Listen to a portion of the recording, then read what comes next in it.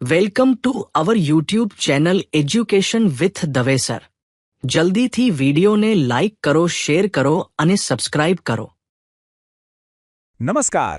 ક્યારે વિચાર્યું છે કે ઇતિહાસમાં કેટલીક વાર સૌથી મોટી કહાણીઓ પડદા પાછળ છુપાયેલી હોય છે? આજે આપણે એક એવા જ અંગ્રેજ કલાકારની વાત કરવાના છીએ જેમના વગર કદાચ ભારતને તેનો પહેલો નોબેલ પુરસ્કાર મળ્યો જ ન હોત. ચાલો આ રસપ્રદ કહાણીને નજીકથી જાણીએ. તો પછી સવાલ એ જ ઊભો થાય છે કે આખરે આ વ્યક્તિ હતા કોણ? કોણ હતા એ અંગ્રેજ કલાકાર જેમનું નામ રવિન્દ્રનાથ ટાગોરની આટલી મોટી સફળતા સાથે જોડાયેલું છે, પણ છતાંય આપણે એમને ભાગ્યે જ ઓળખીએ છીએ? એમનું નામ હતું સર વિલિયમ રોધનસ્ટાઇન.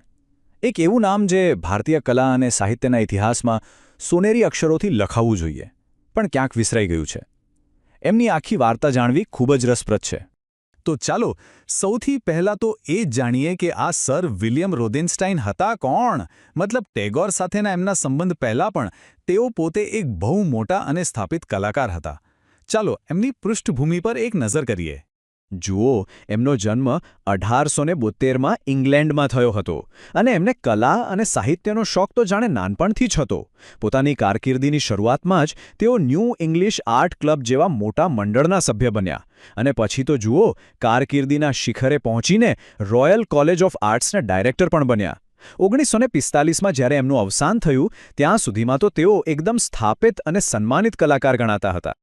પણ પછી એમના જીવનમાં એક એવો વળાંક આવ્યો જેણે એમને સીધા ભારત સાથે જોડી દીધા.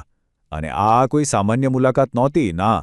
આ તો એક એવી યાત્રા હતી જેણે કહી શકાય કે ઇતિહાસની દિશા જ બદલી નાખી. અને જુઓ, એમનો ભારત પ્રત્યેનો જે લગાવ હતો ને, એ કોઈ ઉપરછલ્લો નહોતો. તેઓ અહીં આવ્યા હતા લેડી હેરિંગહામ સાથે, અને એમનો હેતુ શું હતો ખબર છે? અજંતાની જે ગુફાઓ છે એના ચિત્રોની એકદમ પ્રમાણભૂત ઓથેન્ટિક નકલો બનાવવી. આ જ વાત બતાવે છે કે ભારતીય કલાને તેઓ કેટલું ઊંડાણથી સમજવા માંગતા હતા. રોધેનસ્ટાઇનની કલાને જોવાની એક પોતાની જ આગવી દ્રષ્ટિ હતી. જુઓ, એ સમયમાં મોટાભાગના કલાકારો કેવા એકદમ ભડકીલા, નાટકીય રંગો વાપરતા હતા. પણ રોધેનસ્ટાઇન, એમને તો બેઠા રંગો એટલે કે સૂક્ષ્મ અને ઊંડાણવાળા રંગો ગમતા હતા. અને આ જ શૈલી, આ જ સૂક્ષ્મતા એમને ભારતીય કલામાં દેખાય. અને બસ અહીંથી જ આપણી આખી કહાણીનો સૌથી મહત્વનો ભાગ શરૂ થાય છે. કારણ કે એમના ભારત પ્રવાસ દરમિયાન જ એમની મુલાકાત થઈ ટાગોર પરિવાર સાથે. અને આ મુલાકાત એ સાહિત્યના ઇતિહાસને હંમેશા માટે બદલી નાખવાની હતી. આપણે સૌ જેમને ઓળખીએ છીએ એ ગીતાંજલિ, રવિન્દ્રનાથ ટાગોરનો એ અદ્ભુત કાવ્ય સંગ્રહ. જ્યારે રોધેનસ્ટાઇને પહેલીવાર ગીતાંજલિ વાંચી ત્યારે શાબ્દિક રીતે મંત્રમુગ્ધ થઈ ગયા. એમને તરત જ ખ્યાલ આવી ગયો કે આ કોઈ સામાન્ય કવિતા નથી. આ તો એક એવી કૃતિ છે જે આખી દુનિયા સુધી પહોંચવી જ જોઈએ. તો આ બધું થયું કેવી રીતે? નોબેલ સુધીનો રસ્તો બન્યો કઈ રીતે? ચાલો સ્ટેપ બાય સ્ટેપ સમજીએ. સૌથી પહેલાં તો એમણે ભારતમાં ટેગોર પરિવાર સાથે એક મજબૂત સંબંધ બનાવ્યો. પછી જ્યારે તેઓ ઇંગ્લેન્ડ પાછા ગયા ત્યારે એમણે ગીતાંજલિ માટે ખૂબ જ મહેનત કરી, બધાને એના વિશે જણાવ્યું.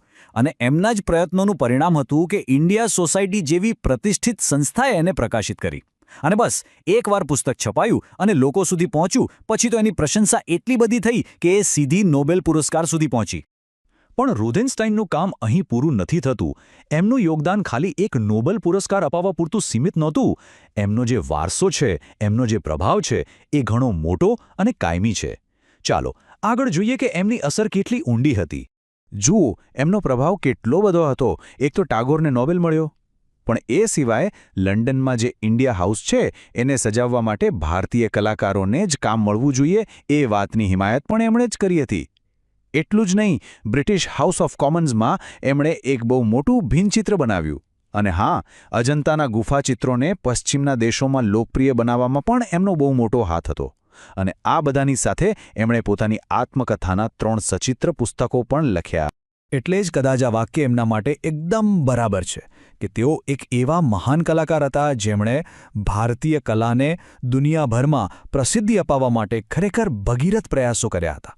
તેઓ માત્ર એક કલાકાર નહોતા, પણ બે સંસ્કૃતિઓ વચ્ચેના એક મજબૂત સેતુ હતા.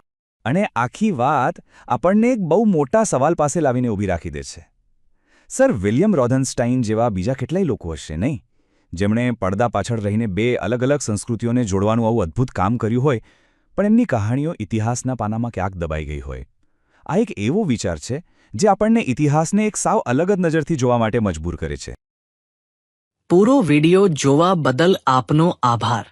જો આપને વિડિયો ગમ્યો હોય તો ચેનલને સબસ્ક્રાઇબ કરવાનું ભૂલતા નહીં, સાથે શેર કરવાનું પણ ભૂલતા નહીં.